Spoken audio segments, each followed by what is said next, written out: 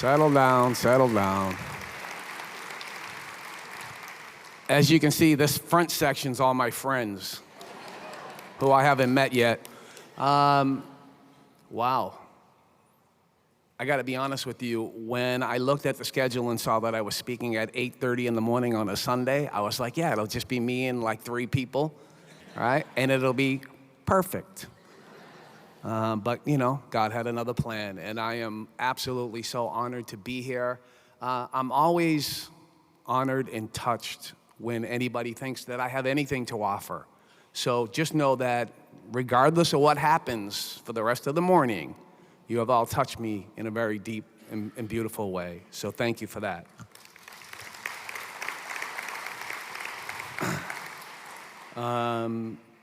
Before I get started, you know, before I do this, I try to do house cleaning, right? So I got here, I flew from Ohio, right? Connecting flight through Atlanta, yeah, Ohio, shout out. And it was a little bit of a long day. I had to get up at like 5 a.m. And so I wasn't in the most fit spiritual condition, you know? And so, or not as well as I would have liked to have been. And so when I go and I do these things, I try to do a few things, right? I never know what I'm gonna say. I don't write anything down, a couple of, you know, bullet points. I try not to look at the list of the other people who are speaking because it's very intimidating. Big mistake looking at that schedule yesterday on the plane. The rest of the day I was in complete fear. You know, because what happens is the devil does what the devil does, right? And the devil wants me to think, I don't belong here, I'm not worthy of being here, and things that are all true, by the way, right? But it just starts to feed, the devil starts to feed my doubts, my insecurities, and I start to think, you know, these guys are so much better than me. They're so professional. Jordan Peterson. I had a nightmare last night that I had to debate Jordan Peterson. Good Lord have mercy. And Bishop Barron and Father Mike get up here and they're just like, yeah, let's do this. It's incredible. But the only things that I know how to do in these situations is I immediately find confession, right? I need to first get right with the Lord. Step 1, right? And then I try to spend time with the Lord. Unfortunately, there was no adoration yesterday for me. The adoration was on Friday, and so I didn't get to do that. So I spent some time in prayer. And then, of course, before I walk up here, because I have no business being up here, I try to find a priest and have him pray over me. And so I'm terrible with names, but one of the great staff of this event, and they are incredible, I asked her if she could help me with that. And first she cut me a line in confession. I think I forgot to confess that to the priest. And then this morning I said, could you help me find a priest that could pray over me before I go up onto the stage? She said, yeah, okay.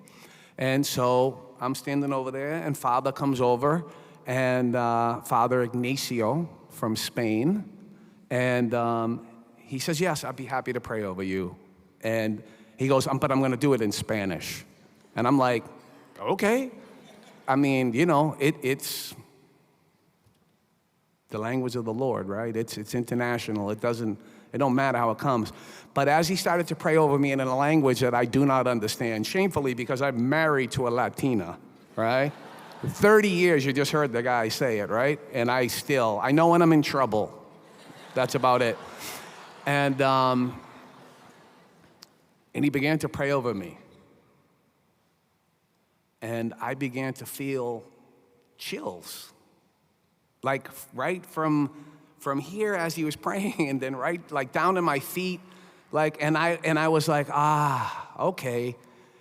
You see, I come here and I have no idea what I'm gonna say. I come here and I look at the lineup and I see who's gonna be here, and then I'm in trouble, right? And I feel like I'm gonna get up here.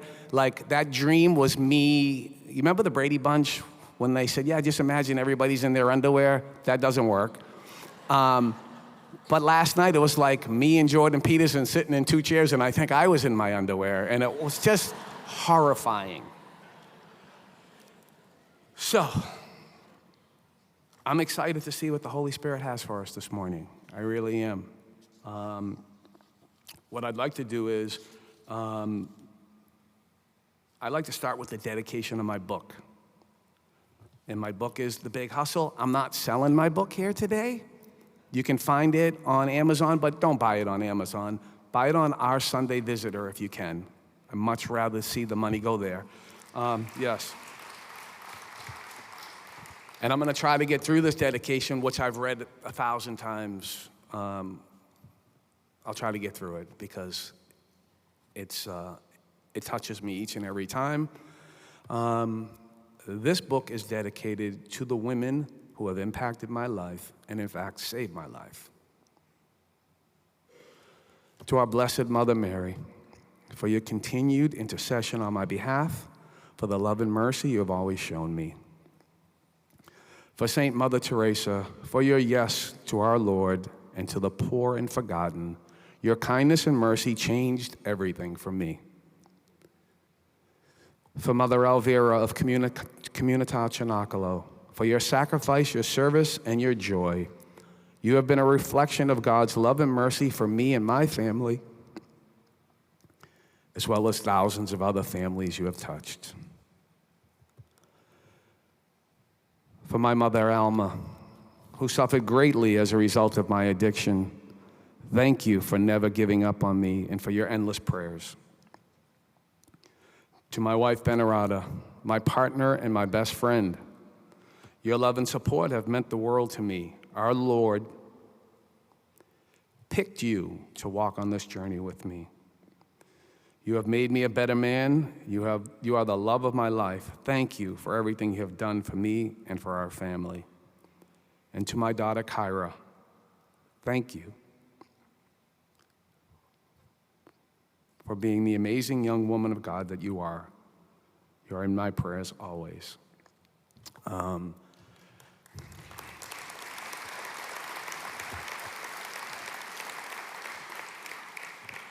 So, you know, I never know how to get started, you know, and I never know where to start. And somebody gave me some great advice one time, and they said, why don't you just start at the beginning? I said, that's nice. So, you know, I'm one of 9 children. I'm the middle child of 9 children, and I think that matters. The middle child over there. I know you're crazy too. She's going like this. So, yeah, she's crazy like me. And I know that means something, you know. I also went as far as the 7th grade in school, and I went to 7 different schools from grade 1 to grade 7. I think that's important to share with you. I went to the Boston Public School System. I was a product of the forced integration of the Boston Public School System. So, you know, what that meant to me is they took poor white kids and sent them to the schools that poor black kids went to in their neighborhoods, and they sent the poor black kids to the poor white kids' neighborhood, and the schools all were terrible, and nobody was getting a good deal, except now we were all getting rocks thrown at us. And we had grown-ups yelling and screaming at us and threatening us. And it was terrible. But every year I had to reestablish myself. Every year I had to show people how crazy I was, show people how tough I was, show people how unafraid I was, when truly I was petrified, you know? So it was difficult. You know, at an early age, I always sort of felt, I don't know, and I'm not sure these feelings are different for many kids, but I just felt different. I felt alone or lonely. I felt like I didn't fit in, you know. I felt, I don't know, I was always afraid, but I kept everything inside. I never talked to anyone. I never told anyone how I felt. And then to connect that to, there's this rumor that goes around in the world or in the United States, because my family's kind of famous, right? That we're this great Catholic family, right? Lie. That's a lie. Growing up, I never went to church with my parents. Not once did my parents ever take me to church, except when I made my first Holy Communion. And I don't think my dad was there. I think just my mom was there, right? Nobody ever told me that God loved me. Nobody ever told me that Jesus Christ died for me. I never heard anything like that, right? I heard on Sunday morning, get dressed and get down to St. Gregory's and don't be late, right? And so all the kids in my family that were old enough to walk the 2 miles to St. Gregory's on Sunday morning, we got kicked out the door, and we all walked in 6 different directions. We all went to the church, we all went to the lobby, we all stole the bulletin, we all ended up at Walsh Park watching the cops play softball. None of us went to Mass.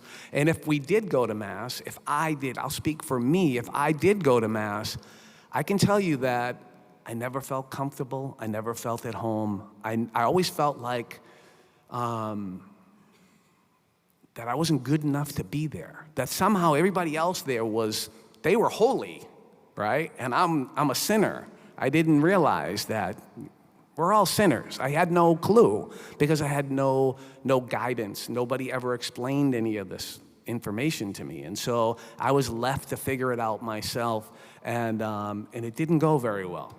I can tell you it did not go very well. And so, every year when I went to a new school, I would seek out the other kids that I like to refer to as the broken toys, the kids like me that were a little crazy, a little wild, and were always trying to outdo each other with the craziness, right? And they were very welcoming, and they would accept you in if you were crazy like they were, right? And we were all just broken. We were all just lost. And so I would find these kids, and many of them would be further along in their difficulties than I was. And so, I picked up a drink for the first time. I think I was 8 years old. Older kids in the neighborhood thought it would be funny to watch a little kid drink. I drank. Nothing really happened. I didn't become an alcoholic in that moment. But I do think that I became addicted to the attention that I was receiving, right? Everything I said, these guys were laughing, and I was the entertainer, and I was cool, and the other little kids were looking like, wow, he's with these kids are like 15. He's like a big guy. And so I think I did become somewhat addicted to that attention. The next time I had a drink was just a couple of years later. And this time was a little different. This time I had stolen somebody's wallet from their locker at the YMCA, the Dorchester YMCA, which was like my home. I loved that place. And in that wallet was $50. And I took that $50 up the street to the hippies who lived up the street from my house. And I was like, hey, little kid with $50. They were like, yeah, come on, kid. And for that $50, I got a pack of cigarettes and a quart of Budweiser. And it was a Saturday afternoon. And that day, something happened to me. I drank my quart of Budweiser. We were on the side of the Woodrow Wilson School. It was 1975, the summer of love. And all the hippies were there, and they were all drinking, and I drank my beer, and then I started to run around and drink their beers. And I got really drunk, 10 years old. And I went home, and I went down to our basement, and the room started to spin. And so I said, I better get out of here. I knew that I was gonna be ill. So I went up the stairs, and as I was going through the kitchen, heading for the back door, I tripped over the threshold, fell on the floor, and threw up all over the kitchen floor. Now, my mom was sitting right there on the very first cell phone ever, 1975. She had the house phone with a 500-foot-long cord. She could go anywhere in the house, and she never was off the phone. And she's on the phone, and she's like, oh, my God, Jimmy, I don't know what's going on. I got to go. And all she could smell was alcohol. That's all you could smell. And so my mother said to me, what is that? What is that smell? He's drunk. And then she asked me, who gave you alcohol, right? And the way she phrased that question made me a victim. So that was good, right? Because that wasn't my fault. And so I immediately pointed up the street. I said, it was Brad. They're still up there, you know? And my mother marched up the street, and she beat the head hippie up over the head with her shoe. And I got locked in my room. And I like to refer to that as my first little sentence. It was the middle of summer, and I got locked in my room. And I think I got like one meal a day. It was like isolation, right? But I remember this sort of sense that, you remember in the old days when if you got caught smoking cigarettes when you were a kid, your parents might make you smoke a whole pack, get you sick, and then you won't do that anymore, right? I think there was a sense that was what was going to happen with me, that I got so violently ill from this alcohol that I drank that I would never do this again. Unfortunately, that's not quite how this thing works. I was locked in my room for 3 days. After 3 days, my father, don't do it again. You're not old enough to do that. I feel like he was kind of chuckling, right? And out the door I went. I was out of my house 5 minutes, and I was right back up at that hippie's house, ready to pay the price for snitching on him, as long as I could have some more. And then things just got really colorful really fast. 10 years old, I'm driving around in stolen cars with these guys. I'm breaking into houses with these guys. Like, I'm really completely out of control. So I make it to the 7th grade. I'm at the Martin Luther King School in Roxbury, Massachusetts. And the school year is coming to an end. And as we're like the last couple of days, and my principal called me down and said, hey, it's been great having you here. Good luck. You won't be coming back here. It was a rough year. And so the last day of school, I left that school, I went home, and dinner in my house was 5 o'clock, no matter what. If you weren't home at 5 o'clock, you didn't get any dinner. 9 kids, and then, maybe even if you were there, you didn't get enough dinner, right? And so I'm sitting down to dinner, but I'm only thinking about the street. It's the first night of summer. All my friends are down the corner tonight, and I just can't wait to get down there, right? And so I'm eating as fast as I can, my eyes on the door. I finish, okay, bye guys, I'm going out. As I head to the back door, my dad stops me and he says, now you remember, boy, when those street lights come on, you better be home or don't bother coming home. Now it sounds rough, right? A rough thing to say to a 12-year-old boy, right? But I had already been arrested by that time. I had already run away at least once or twice by that time. I was already a very difficult child, right? And so I said, oh yeah, no, Dad, I'll be here at 7 o'clock. And off I went. And I remember I'm down behind the Lean School on Bailey Street with my friends. The music's playing. There's girls there. There's guys there. And I got a beer in one hand and a cigarette in the other, 12 years old. Just imagine that for a minute if you can, right? I weighed nothing. I was 3 feet tall. And I remember looking up and seeing the street lights start to flicker. And I'm looking, and I'm like, I'm not gonna make it. I'm not gonna make it. And in that moment, I chose my friends. I chose Mr. Budweiser and Mr. Newport. I chose that over my 8 brothers and sisters, my mother and father, my dog Scooter, right? My bed. I chose that over them in that moment, in that instant. I remember it like it was yesterday. And so I didn't go home. I heard the warning and I didn't go home. And I didn't go home until August. That was June 16th or something. I didn't go home until August. And I went home, in handcuffs. And that summer, sometimes my friends would take me home. Sometimes I would sleep outside. I just went full on. I drank every single day. I lived at the Quincy Quarries. That was my bath. I'd jump in the water, and that's how I would get clean. And the clothes I swam in were the clothes I wore afterwards, right? And by the end of that summer, I was committed to the Department of Youth Services, which means the state is now in charge of my life and all the decisions about my life. My parents are no longer in charge. And so I started a series of getting locked up in juvenile detention centers. And then I would complete a juvenile detention center, and I couldn't go home because my parents couldn't handle me. So instead of sending me home to my house, they would send me to somebody else's house. So I was in and out of foster care, group homes, halfway houses, a number of different programs for children. And I always had my own little fleet of state workers, these young, energetic people who really cared about young people and wanted to make a difference in their lives. And I can remember being in a room, I'd be on one side of the table, and there'd be 6 or 7 of them on the other side of the table, and they all wanted to help me.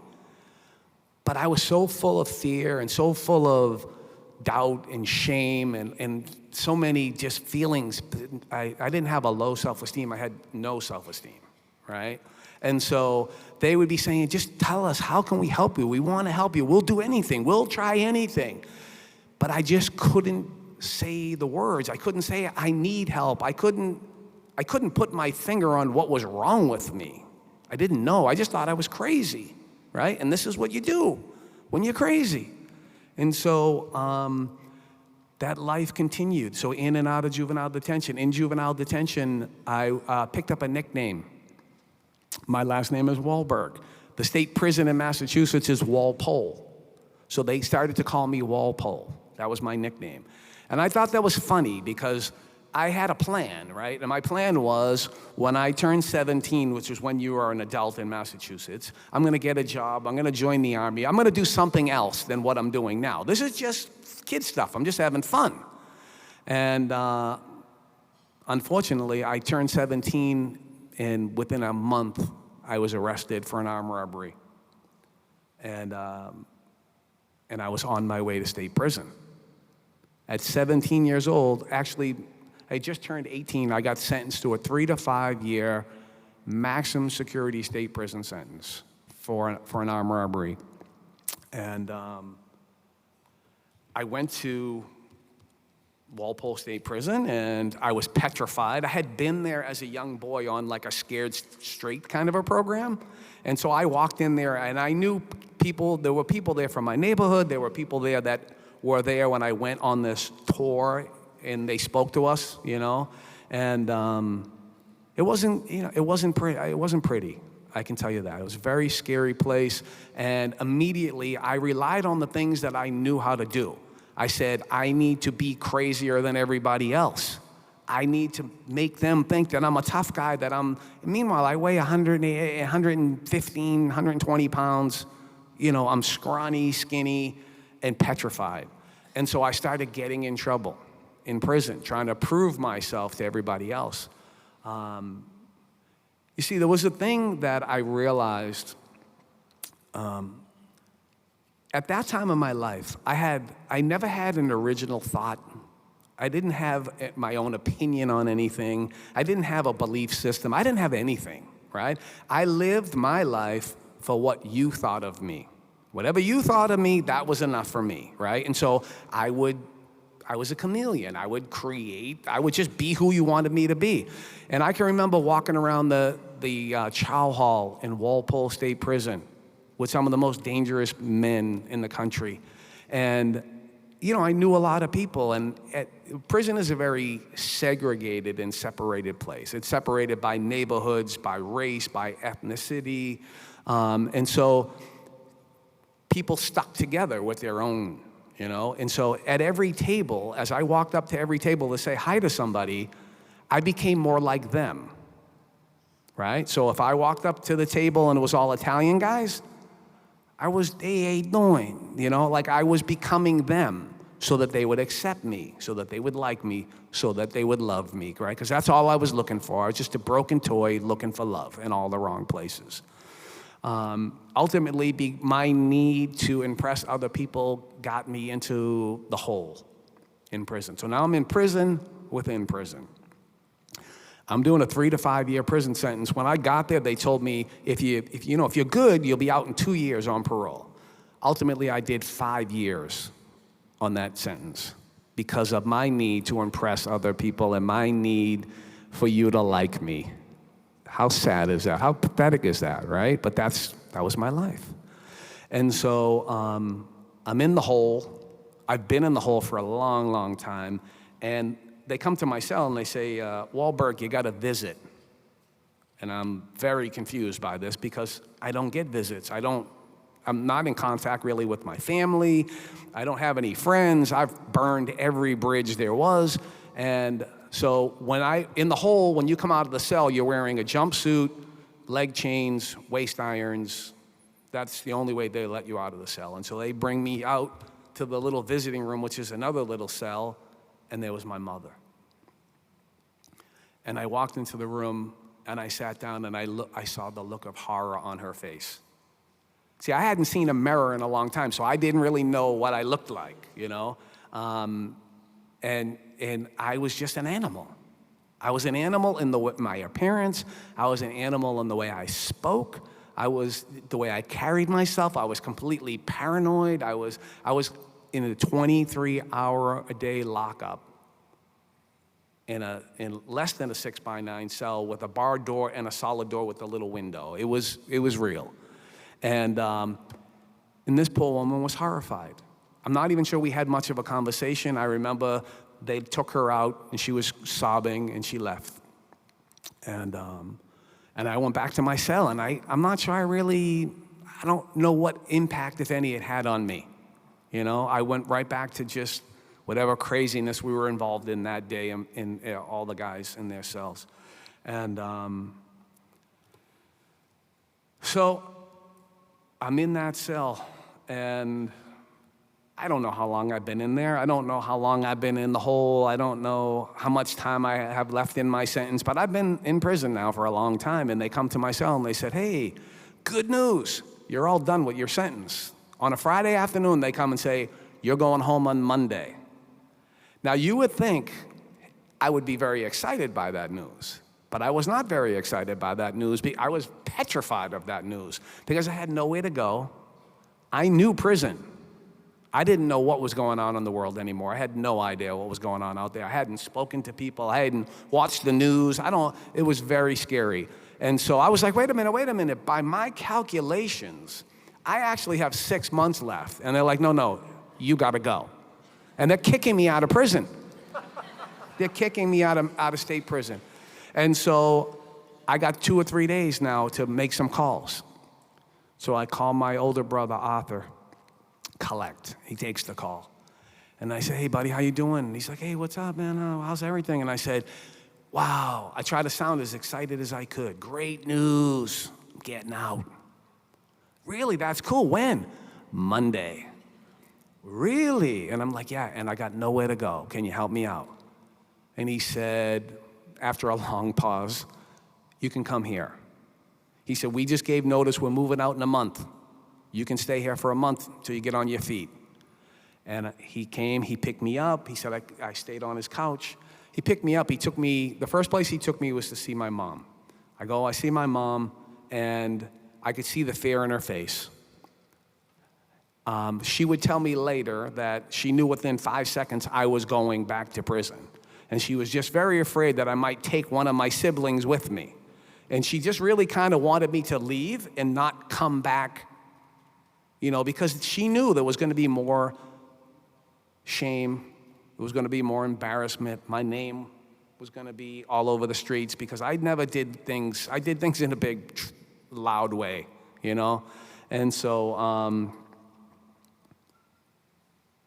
I left her house that day. I went to my brother's house, and I began to drink and do drugs, day one. And I can tell you honestly that I was either in a gray out or a blackout the entire time that I was out on the streets. I vaguely remember after a month, my brother leaving and saying, get your stuff, because this is it. We don't live here anymore. And I was like, yeah, I'm gonna grab my stuff this afternoon. I gotta go do something right now. And he said, okay. And he moved out. And I came back later that day, and my stuff was out on the front stairs. And it was in green trash bags. And I was homeless again. After doing 5 years in prison, I was fully addicted to drugs and alcohol again. right? And I was just okay with it. I was just like, this is what it is, right? And so I drank and drugged as much as I could, as hard as I could, as fast as I could, so that I didn't have to feel anything. And I ended up hooking up with some people that lived in the projects in South Boston, and they were like, yeah, you can stay here. And I was running around with a guy. His name was Billy. I won't tell you his last name, but Billy's gone now. And Billy was shooting 10 bags of heroin in the morning to get regular, right? So that he wouldn't feel sick, so he wouldn't be, curled up in a ball. And I'm a full-blown alcoholic. So alcohol was my first love. I'd do anything. Any drug you put in front of me, I would do it, no problem. But I always went back to alcohol. And so in the morning, when I woke up, I was shaking like this. I was afraid. When he woke up, it was like he was possessed, and there was nothing getting in the way of him getting what he needed. And so I would run around with this guy. And after a couple of weeks of doing this, I started to think his seat on the Titanic looked better than my seat on the Titanic, if that makes any sense, right? The grass is always greener, they say. I was like, he seems to be having a better time than me. He doesn't seem to be as in bad a shape as I am. I want to do that, right? So I made a conscious decision. I'm going to start shooting heroin too.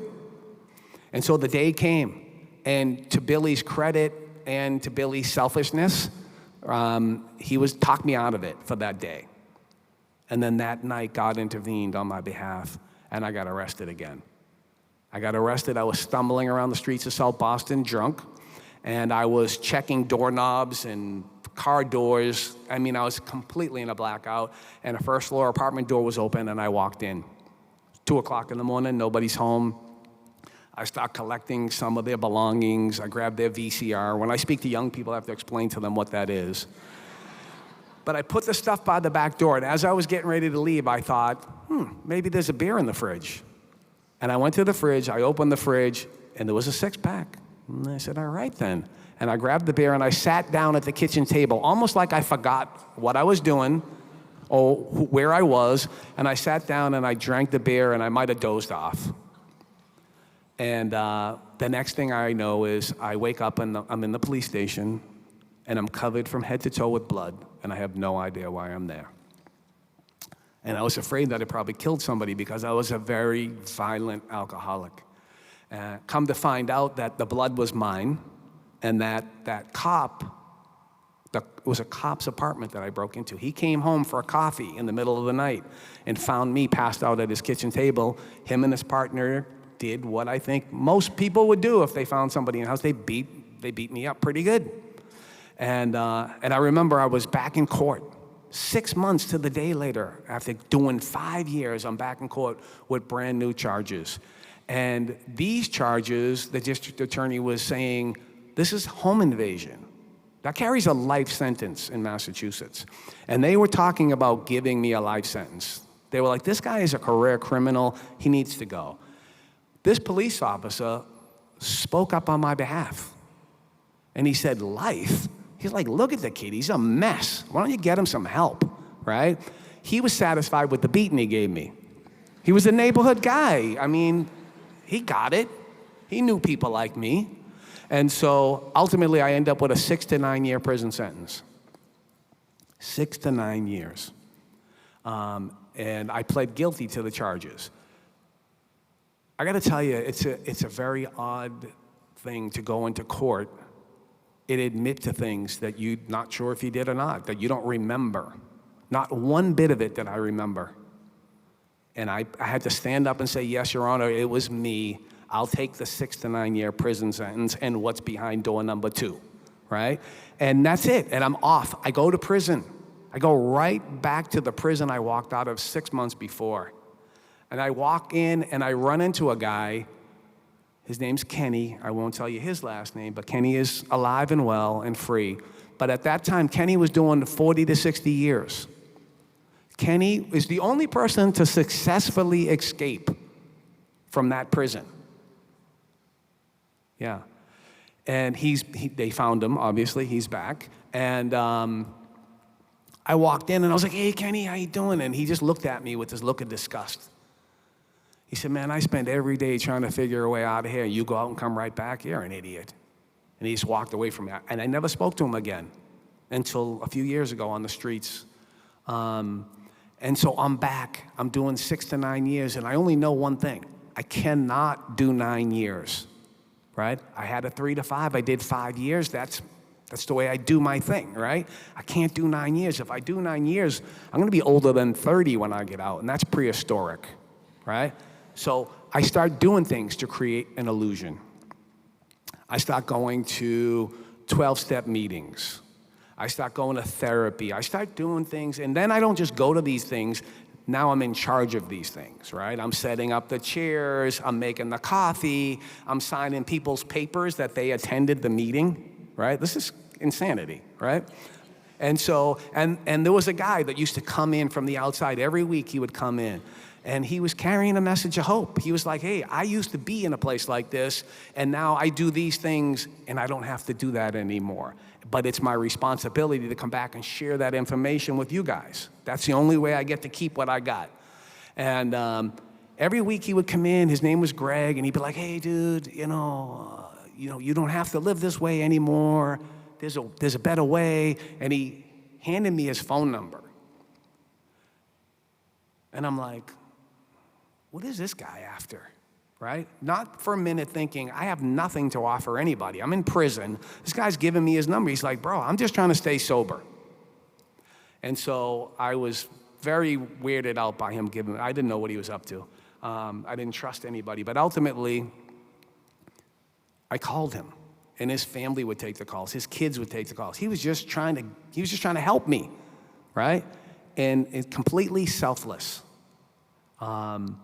I can remember being in those meetings and thinking, this is incredible, this is amazing, but this is not gonna work for me because I'm not worthy of it, right? And if these people in this meeting actually knew who I was, they wouldn't even want me here. Meanwhile, they're prisoners too. They're bad people just like me. And, but I'm creating this illusion now. I'm walking around, I got my AA book and my iron shirt, and I'm really playing the role like I'm the therapist now, right? And one person took notice of me. He's the greatest man I've ever met in my life. His name was Father James Freitas. And Father Jim's in heaven now.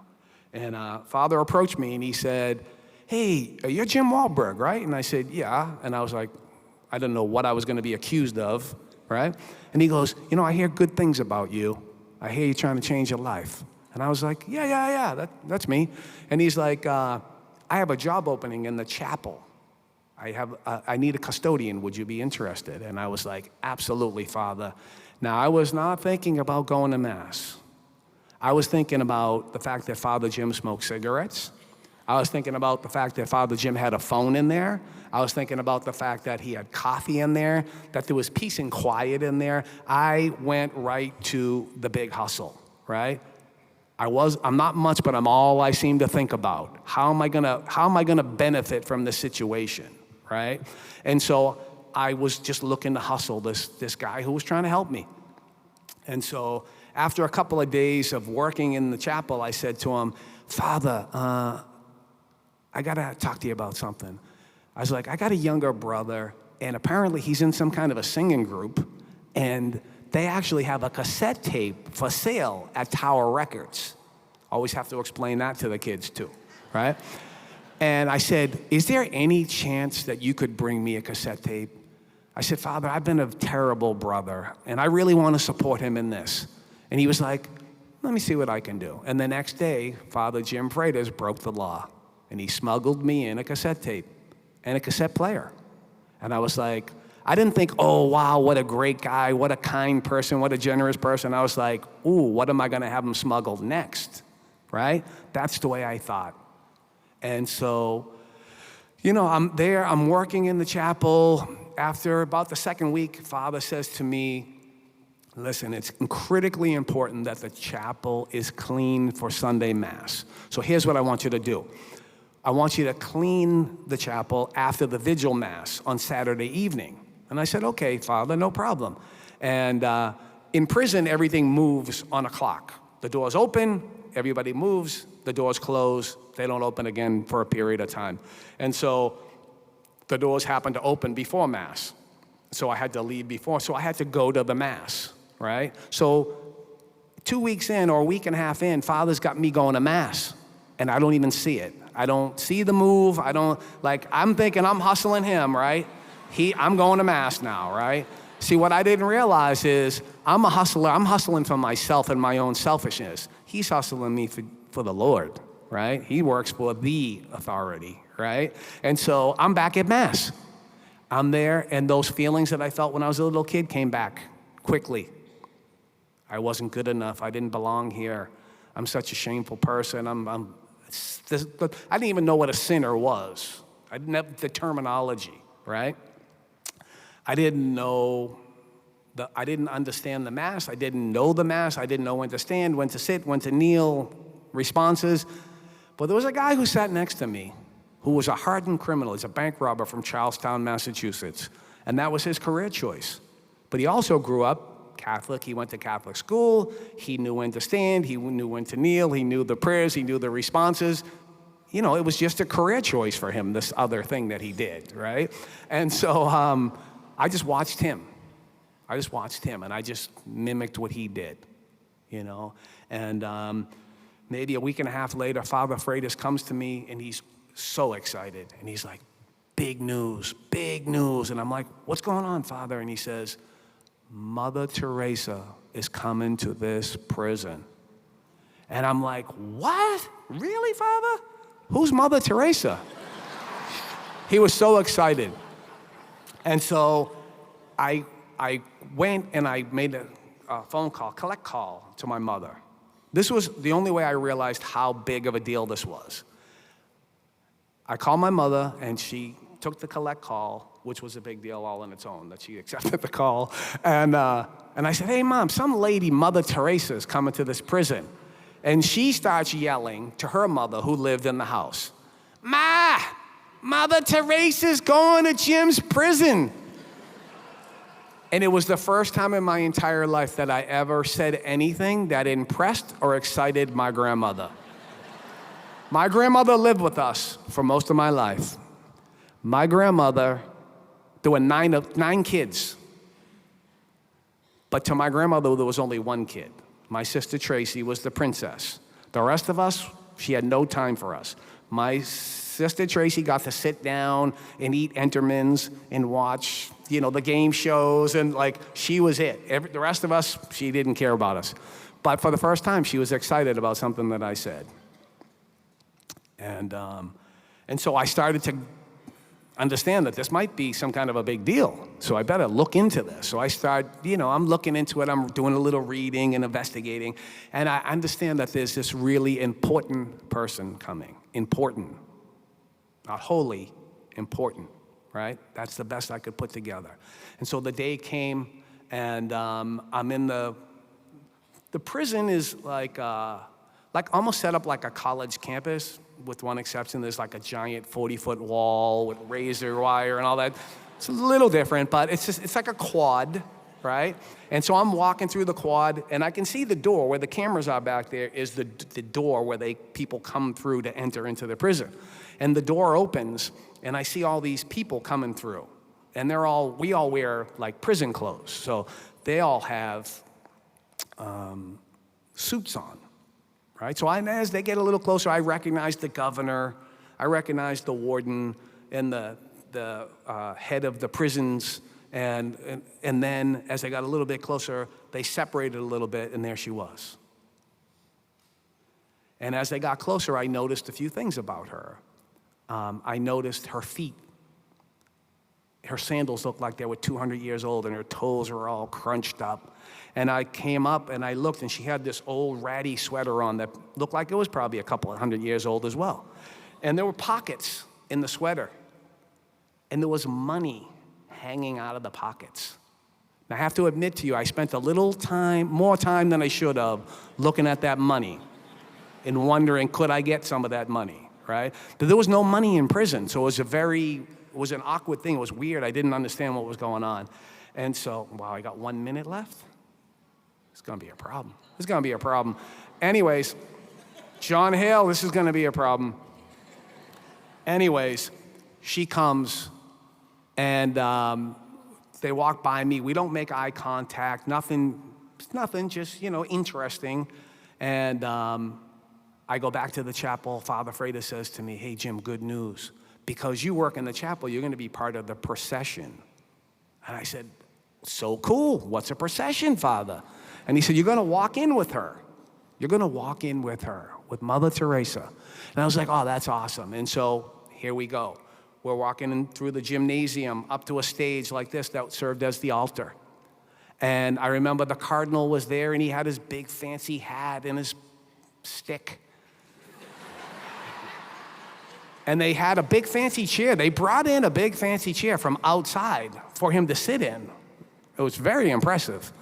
And then there was another fancy chair right next to him. And as he went up onto the altar, he beckoned Mother, come, I have a spot for you. And I witnessed true humility for the first time in my life. It's no. And she refused to go up onto the altar. And instead, she didn't even sit, she knelt. 4 rows on the middle. She got on her knees. She had a couple of her sisters with her, and there she stayed. And I was so confused. I was like, wait a minute. This is all about her. This is like her thing. She's the important person. Why isn't she going up there to shine? Why isn't she going up there to get all this attention and these accolades? And I was very confused by it. And also very touched by it. There was a moment where I looked at her and I thought I was looking at the face of God. That's how limited I was in my understanding. And then the time came for her to go up and for her to speak. I want to tell you that there were about this many people in that gymnasium, about 800 people. 750 of them were dangerous criminals. And Mother got up, and she was way down here. And she started to say things that I never heard before. She told me that Jesus loved me. She told me that Jesus Christ died for me, personally. I want to tell you that there was a moment in her speech that I felt like it was just me and her, that she was speaking to me specifically. She told me that I was more than the crimes that I committed, that I was a child of God. And I was confused. I was overwhelmed. It was very bizarre. And so the event ended. I don't remember much of that day. I remember running back to my cell, not sleeping very well, tossing and turning. I remember when the door opened in the morning, I ran out of my cell and I ran back to that chapel.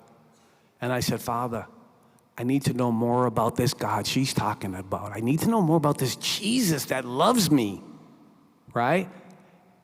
I want to tell you that I think I heard him chuckle. I think I saw him go like this and check it off, like the hustle, the big hustle. This book is about Father Freitas. This book is not about me. He might have said, got one, right? And from that moment, in the most kind and loving way, that man of God started to prepare me to make my confirmation, right? He started to catechize me, not with books. He didn't hand me a book and say, here, Jim, you better take this book back to yourself, because I'm not even sure I could have read at that point, right? But he just started to teach me about a loving God. He started to teach me about Jesus. He started to teach me about our Blessed Mother. He started to teach me about our faith. And a couple months went by, and they were going to transfer me to another prison, and I went, and I was worried because we were doing this thing, right? And I said, Father, I'm leaving. He goes, oh, no, don't worry about it. Have a seat. He picked up the phone, and he called Father in the next prison that I was going to, and he said, Father, I got a FedEx special delivery package coming to you. His name is Jim Wahlberg, and this is where we are in the process. And I got to that prison, and Father was waiting for me. And I stayed there about 6 months, and I got transferred again. And that father called the next father in the next prison and did the same thing until I got to that prison, and it was time now for me to make my confirmation.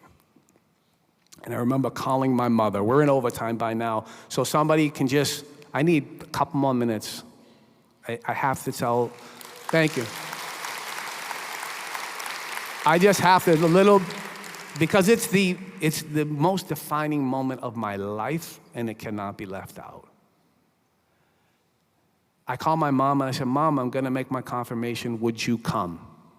And she says, I don't know. Let me think about it, right? Because you remember that visit we had?